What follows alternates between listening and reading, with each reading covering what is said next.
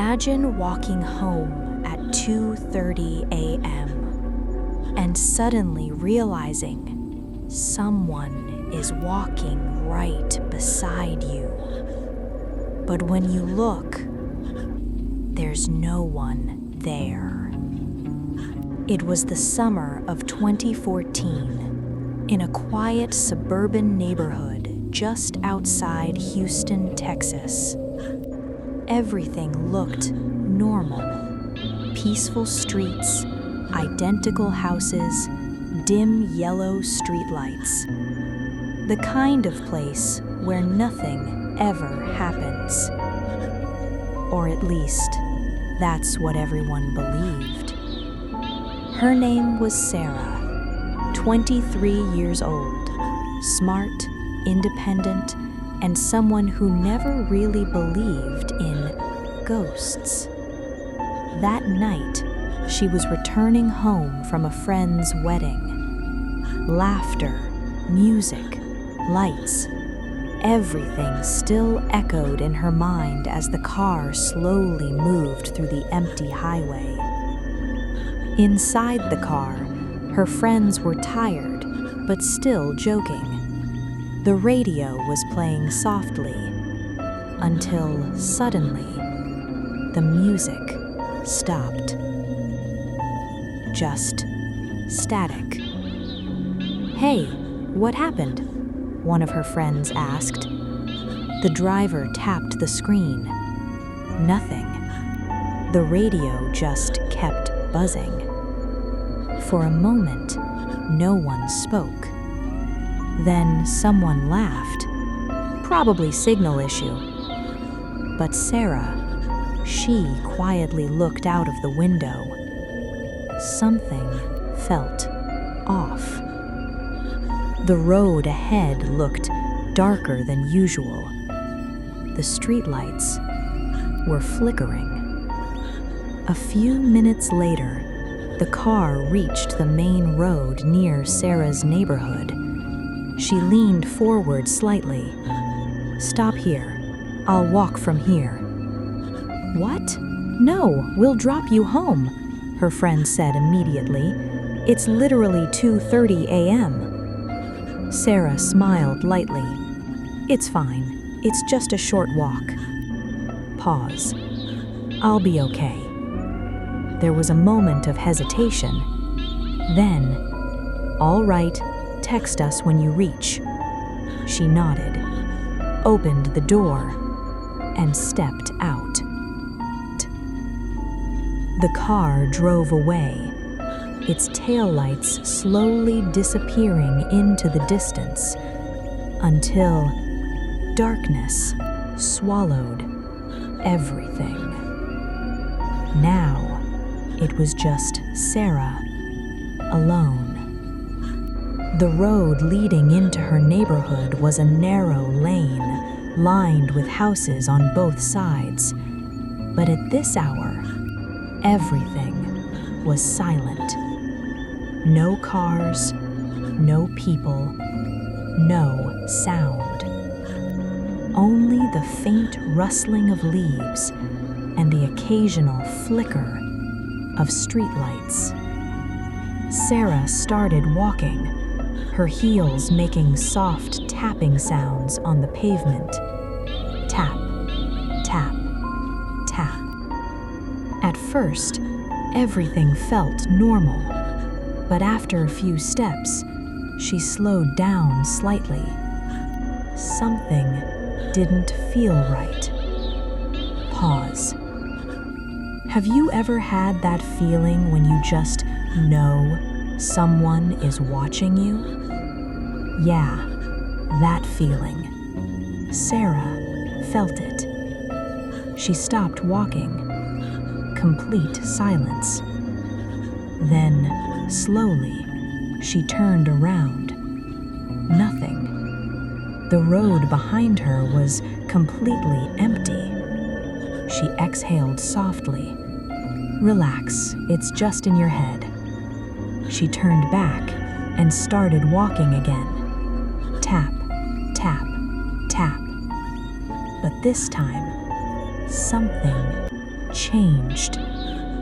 She heard it, very faint, another set of footsteps, not hers. Tap, tap, tap. She froze. The sound stopped. Pause. Her heartbeat started beating faster. Slowly, she looked down at the ground. Under the streetlight, she could see her shadow. But then, she noticed something impossible.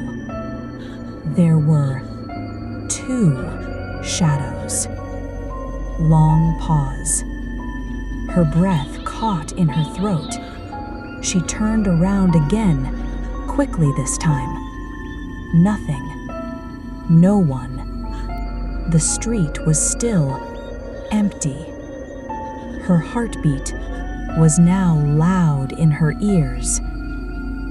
"This is not real," she whispered to herself. But then, slowly, she felt it. A presence right beside her. Not behind her, not in front of her. Beside her, as if someone was walking at the exact same pace. Her body went cold.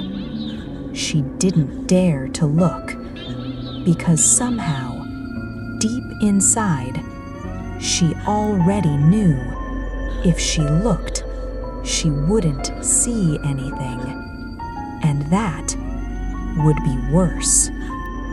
She started walking faster, then faster, almost running now, her footsteps echoing through the empty street. And then, very slowly, she heard it. A voice right next to her ear. "Don't run."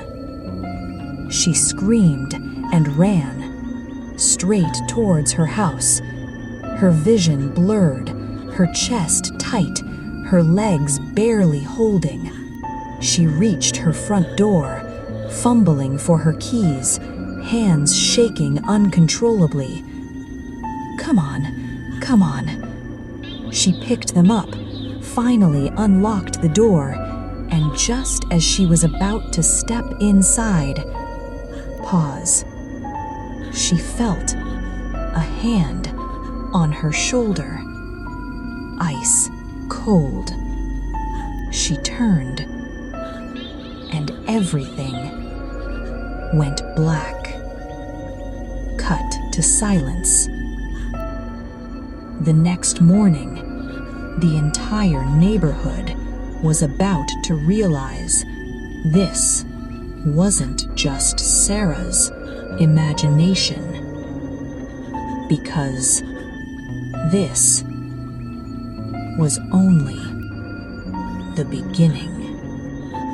It had been just a few nights after Sarah's terrifying walk. The neighborhood, normally quiet and peaceful, had become a place of fear. No one wanted to walk alone at night, not even during the early hours. Even the street lights seemed weaker, flickering, casting long shadows across the pavement.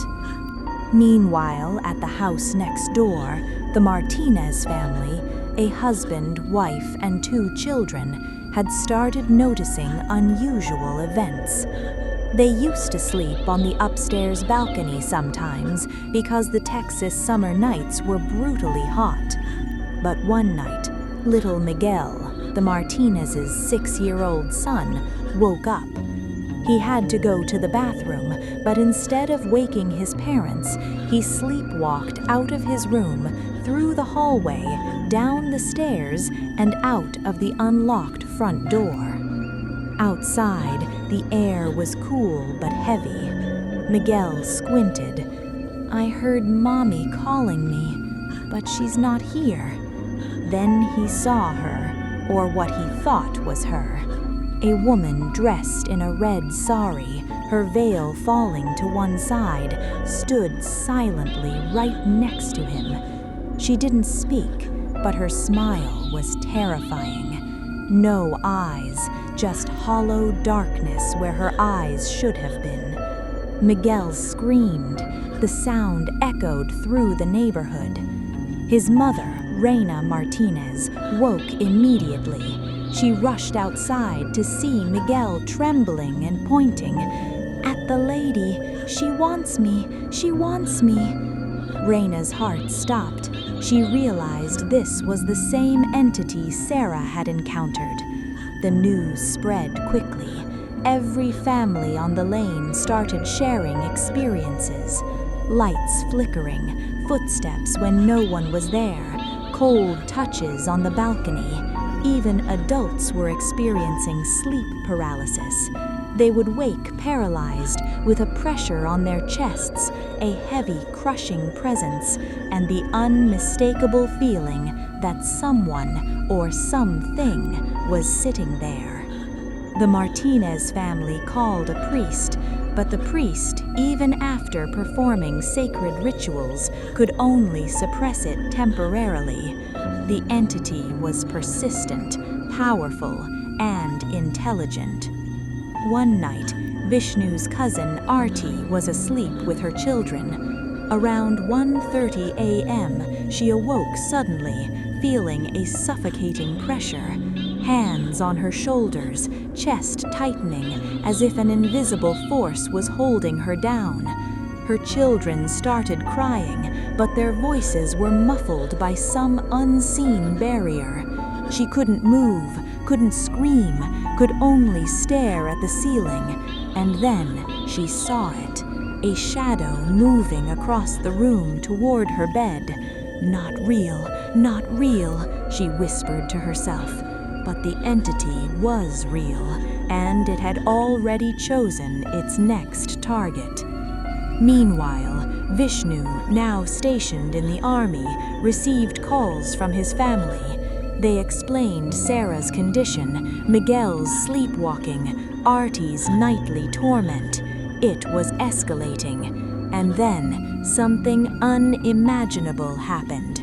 One night, Vishnu's distant uncle, a man familiar with exorcisms, was in a hotel in Houston, preparing to consult his guru. At 3 a.m., someone knocked on his hotel door. A woman's voice, familiar yet terrifying, said, "Ravikant sent me.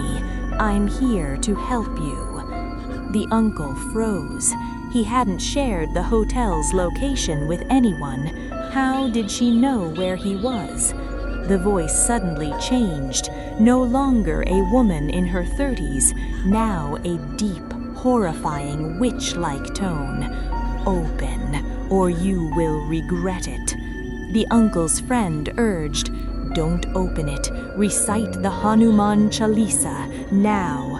The woman began pounding on the door, her voice screaming, "You'll pay. I'm coming in." When the uncle tried to look, he saw her legs twisted unnaturally. He fainted instantly. When he regained consciousness, the hotel manager whispered, "She's not alone, and she's not human." By dawn, the uncle and his friend returned home, horrified. The neighborhood now understood the full extent of the haunting. Sarah, Miguel, Artie, all were now victims or potential victims. The entity had become territorial. And somewhere in the dark alley of the suburban street, it watched, waiting for the next victim. Weeks passed, but the neighborhood's fear only grew stronger. Even during daylight, people felt uneasy. Windows were shut tight, doors locked, and no one dared stay on their porches after sunset. Sarah, who had survived the encounter in the alley, was now hospitalized. Her body was physically fine, but her mind had changed. She refused to laugh, refused to speak to anyone, and most terrifyingly, she would often whisper to herself, "She wants me. She wants me with her. Her parents tried everything, doctors, psychologists, prayers, but nothing worked. Sarah's condition worsened. One night, she disappeared from her hospital room for several minutes. When she returned, her eyes were vacant, her voice eerily monotone. She spoke in a way that wasn't her own. Her parents watched, helpless, as the once lively girl became a shell of her former self. Meanwhile, Miguel's behavior continued to decline. He would wake screaming about the Red Lady, saying, "She wants me, take me with her." His parents, Reina and Roberto, were terrified. Every night, Miguel would sleep lightly, jumping at shadows, crying in the middle of the night, and refusing to sleep alone.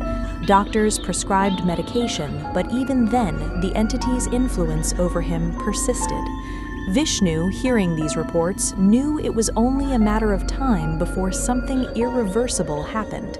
He warned his family, "Do not underestimate this. It's not just a ghost, it's intelligent, malicious, and territorial. No one should be outside alone. No one should walk in the alley. Keep all doors locked, all lights on." Then came the night that changed everything. It was a Thursday around 2:30 a.m. Sarah's mother heard movement in the hallway. She rushed to check, only to find Sarah standing at the front door, holding the door handle, staring into the dark outside. "Sarah, what are you doing?" her mother asked. Sarah didn't respond. Her body felt unnaturally cold. Suddenly, she turned her head unnaturally fast, and her eyes, once warm, now completely black, stared straight through her mother. I have to go with her," Sarah whispered in a voice that wasn't hers. Her parents grabbed her, screaming, but Sarah's strength was beyond normal. She pulled away, ran toward the hallway, and then, as if lifted by an unseen force, she disappeared into thin air. The family searched the house frantically. Sarah was gone for 5 minutes, 5 terrifying minutes where the entity's power over her was fully visible. When she returned, she collapsed, breathing heavily, eyes still black. Vishnu's family realized that the entity wasn't just haunting, it was possessing, and it didn't stop at Sarah. The Martinez family began experiencing extreme paranormal activity as well. Miguel began sleepwalking again, but this time he spoke in an adult, unnatural voice, warning his parents of something that had not yet come. Lights flickered violently, shadows moved across walls with no source, objects would fly across rooms. Every evening the air seemed heavier, the tension suffocating. Desperate, Vishnu's uncle tried to organize another exorcism, but every priest or practitioner approached it with fear. Some refused outright, saying no one can control what she is. The neighborhood had become a zone of terror. Parents no longer allowed children to play outside. People started leaving their homes at night, refusing to sleep indoors. The red saree entity had claimed dominion over the street, and it had made it very clear anyone in the neighborhood could be its next target. Vishnu, though far away in the army, coordinated with his family, giving strict instructions. Do not engage. Do not speak to her. If she comes near, do not respond. Lock everything. Pray loudly. Never be alone. And above all, do not underestimate her intelligence. But despite all precautions, the neighborhood continued to experience inexplicable events. Doors opened on their own. Cold drafts moved down hallways where no windows were open. Children reported being spoken to by someone that didn't exist. Sarah's health continued to decline, physically stable but mentally consumed by the entity. Miguel's condition worsened. Even the adults were not safe. The entity began appearing as people's loved ones, mimicking voices, creating confusion, fear, and distrust. The residents realized that this was no ordinary haunting. This was an intelligent, malevolent presence that fed on fear, and it had made the neighborhood its playground. Every night became a test of survival, every shadow a potential threat, every sound a harbinger of terror. And somewhere, hidden in the darkness, the woman in the red saree watched, waited, and plotted, growing stronger with each passing day. The community's hope rested on Vishnu and his uncle finding a solution, but even they knew this was no simple ritual. This entity was older, smarter, and far more dangerous than anything they had ever encountered. And as the nights passed, it became clear. The terror was far from over. It had only just begun. The nights grew darker, and the fear in the neighborhood reached unbearable levels. No one could sleep without anxiety. Every shadow, every creaking floorboard, every distant whisper became a harbinger of terror. Sarah and Miguel were no longer just victims. They were beacons for the entity's wrath. One night, around 2 a.m., Vishnu's uncle received a frantic call. "It's happening again," the neighbor shouted. "Sarah is outside, screaming. She's trying to leave the house." Vishnu immediately contacted his family and instructed them to remain calm but vigilant. Sarah's mother ran to the living room to find Sarah standing at the door, her head tilted unnaturally, eyes completely black, a faint red glow seemingly emanating from them. Her lips moved, forming words no human should utter. "You cannot stop me. I will take them all. Everyone." Before anyone could react, objects in the room began flying, books, chairs, even small appliances. The entity's energy had reached a terrifying peak. Vishnu's uncle, despite being far away, guided his family through the only possible protective measures, chanting Hanuman Chalisa, Gayatri mantra, and creating sacred boundaries in every room. Meanwhile, Miguel, still under the entity's influence, sleepwalked toward the alley. He muttered warnings in a deep, unnatural voice, pointing toward the streets as if anticipating where the next victims would appear. The neighbors, terrified, realized that the entity's control wasn't limited to one house. It was spreading, testing boundaries, hunting for fear. Vishnu's family knew immediate action was required. They packed essential items and prepared to evacuate, but it wasn't easy. Sarah, in her possessed state, resisted violently. She screamed, her voice alternating between her own and something demonic. "I belong to her. You cannot take me." Her strength was beyond human limits, forcing her family to hold her down while chanting prayers and creating protective barriers. The neighborhood itself had changed. The air felt heavy, charged with an oppressive energy. Streetlights flickered on and off. Shadows moved independently, as if alive. Every attempt to intervene physically was met with resistance. Doors would slam shut, windows would lock on their own, and the faint, sinister laughter of the red saree woman echoed through the alleys. Finally, after hours of struggle, the family managed to secure Sarah in a safe room with protective charms, leaving only a small opening for ventilation. Miguel was restrained under similar measures. It was the only way to prevent the entity from taking full control during their escape. At dawn, Vishnu arrived with his uncle and a trusted spiritual practitioner. They observed the neighborhood from a safe distance. The streets were eerily silent, almost as if the entity was aware of their presence. The team prepared to perform the most advanced ritual known to them, combining multiple chants, protective seals, and sacred fire. As they began, a chilling wind swept through the streets. The red saree woman appeared at the far end of the alley, her form flickering in and out of visibility. Her eyes glowed a terrifying red. She raised her hand, and for a moment, it seemed as if the world itself had paused. The birds stopped singing, the wind stopped blowing, and even the sun's light seemed to dim. The practitioners chanted louder, their voices echoing through the alleys. Smoke from the sacred fire rose and formed protective barriers around the houses. The red saree woman screamed, a sound so piercing it seemed to shake the foundations of the buildings. She lunged forward, but the energy barriers held her at bay. For what felt like an eternity, the struggle continued. Every attempt to approach Sarah or Miguel was thwarted by the combined power of chants, rituals, and protective symbols. Then, at a climactic moment, the woman let out a scream that was both human and monstrous, and suddenly vanished into thin air. The oppressive energy dissipated, leaving the streets unnervingly silent. The neighborhood was free, but the scars remained. Sarah and Miguel were safe, yet their mental and emotional trauma would never fully heal. The families knew that while the entity had been temporarily repelled, its presence lingered in the history of that cursed street.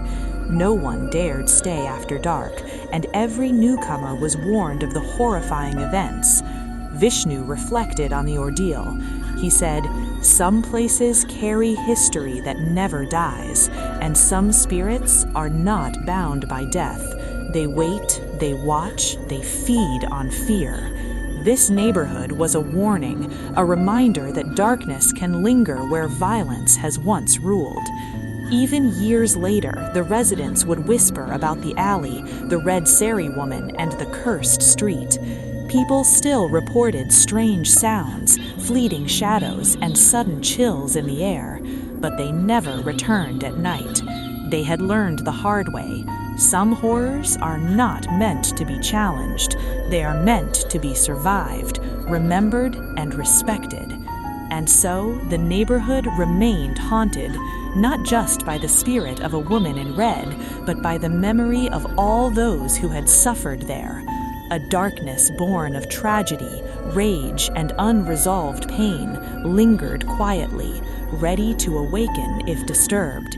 And every time the wind howled through the empty alley, the residents remembered the chilling words that echoed through the night. "She will come, and she will take you with her."